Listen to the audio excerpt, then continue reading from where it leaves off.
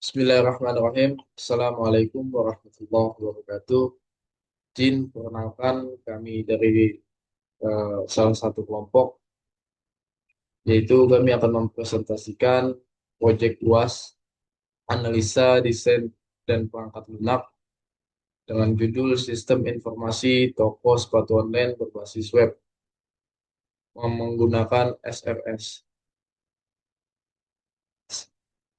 Sebelum itu, kami akan memperkenalkan anggota kelompok. Nama Muhammad Hafiz Ramadan dan saya sendiri dengan NIM 23552010123, dan yang kedua ada Salman Makarim 23552010069, dan yang ketiga Danda Aditya Pratama dengan NIM 23552010180.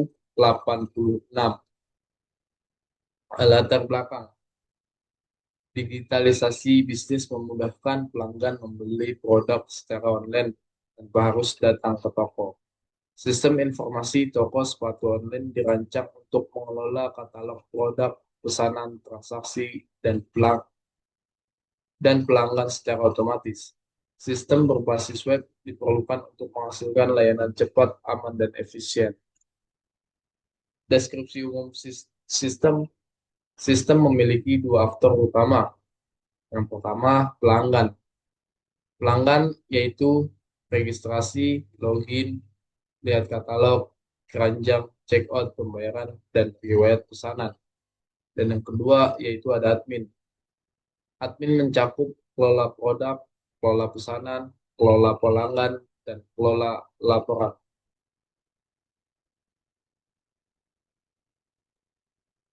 Lanjut flow proses, pelanggan membuka website, login atau regis. Yang kedua, pelanggan melihat katalog produk, memilih sepatu. Yang ketiga, produk dimasukkan ke keranjang. Contohnya, lanjut checkout. Yang keempat, pelanggan melakukan pembayaran. Yang kelima, sistem mencatat transaksi. Admin proses pesanan. Admin mengupdate status pengiriman. Yang terakhir itu pelanggan menerima barang pesanan selesai. Untuk contohnya ada di samping. Next. Oke, untuk penjelasan contohnya itu, untuk gambar pertama, kita diarahkan pertama itu tampilan website aplikasinya. Yang kedua, user diminta untuk login. Jika belum memiliki akun, user diminta untuk membuat akun. Dan jika user lupa password, kita ada untuk namanya forget password atau lupa password. Setelah user berhasil masuk, langsung diarahkan ke tampilan menu home atau menu page. Itu terdiri dari tampilan yang berisikan jual sepatu.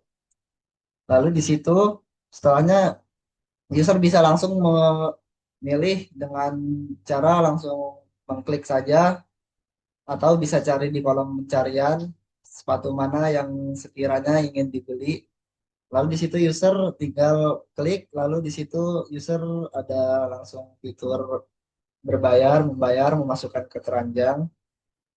Nah, jika sudah, bisa langsung user untuk check out. Nah, di situ ada langsung payment. Nah, jika sudah payment, lalu akan ada notifikasi seperti payment sukses. Kurang lebih seperti itu untuk workflow.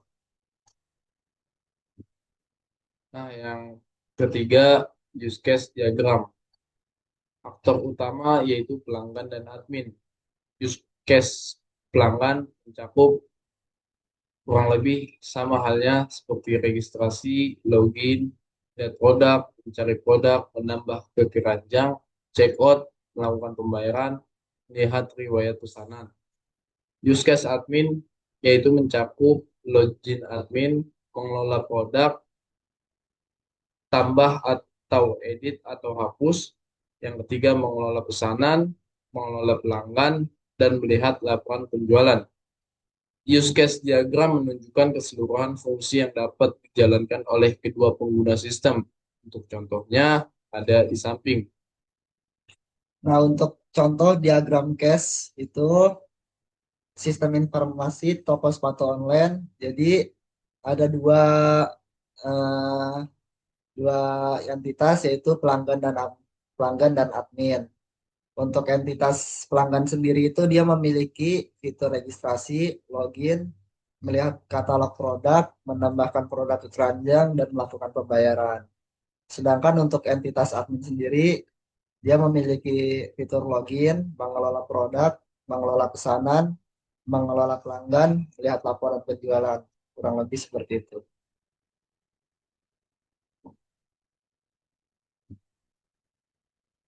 Next, ada yang keempat itu ada activity diagram.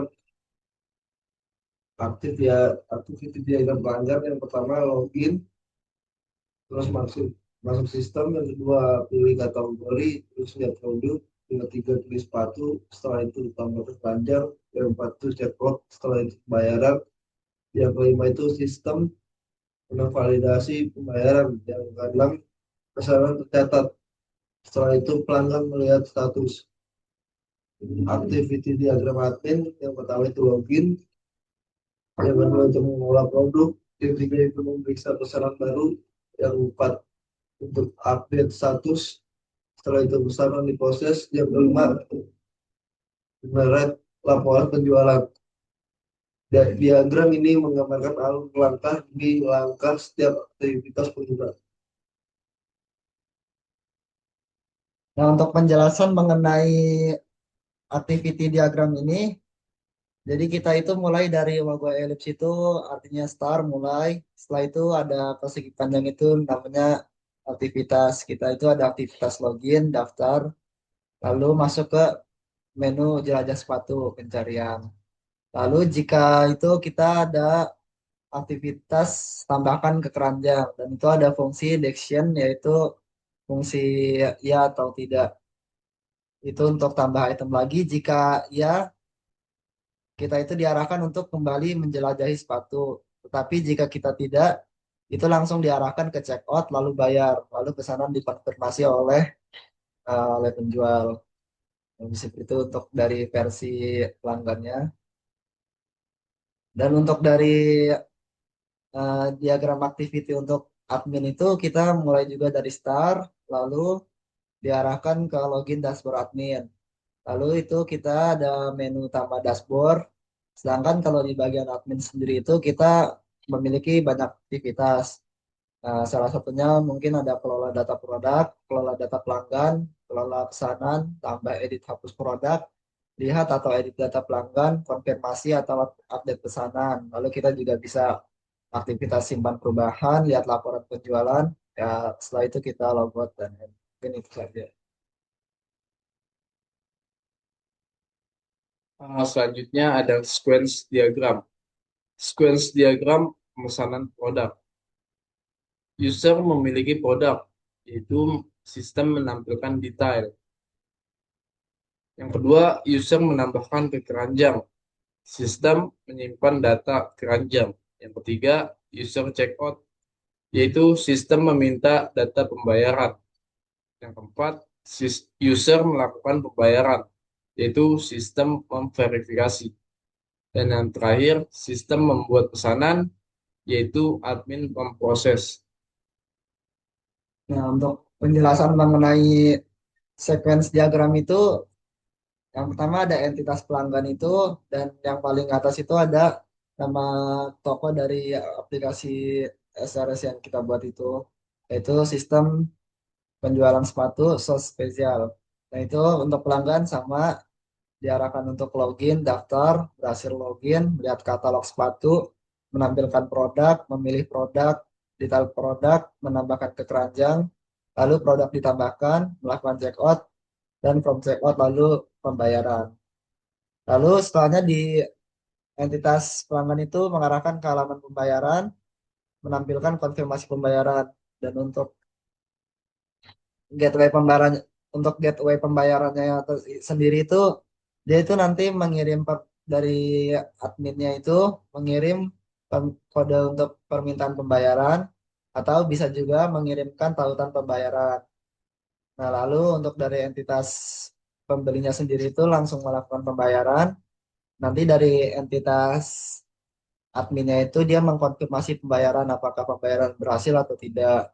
Nah, nanti setelah dikonfirmasi oleh admin dari entitas pelanggan itu menampilkan konfirmasi pesanan. Kurang lebih seperti itu. Untuk dari sequence diagram admin itu, untuk admin itu awalnya kita login ke dashboard, setelah berhasil login itu kita memilih menu untuk mengelola produk, menampilkan daftar produk, menekan tombol tambah produk, menampilkan form tambah produk, mengisi form atau mengupload gambar jika memang sepatunya kondisinya sedang restock atau nambah produk baru, kurang lebih seperti itu.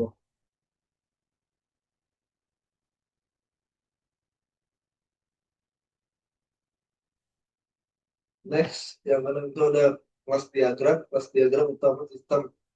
Kelas yang terlibat yaitu ada yang pertama produk, ID produk, nama, harga, stok. Yang kedua itu ada pelanggan, ID pelanggan, nama, email, alamat. Yang ketiga ada pesanan, ID pelanggan, tanggal, status. Yang keempat itu ada detail pesanan, ID detail, ID pesanan, ID produk, jumlah. Yang kelima itu ada admin, ID admin, username, password. Relasi antar kelas merupakan hubungan satu kebanyakan antar pelanggan, pesanan, detail pesanan, dan produk.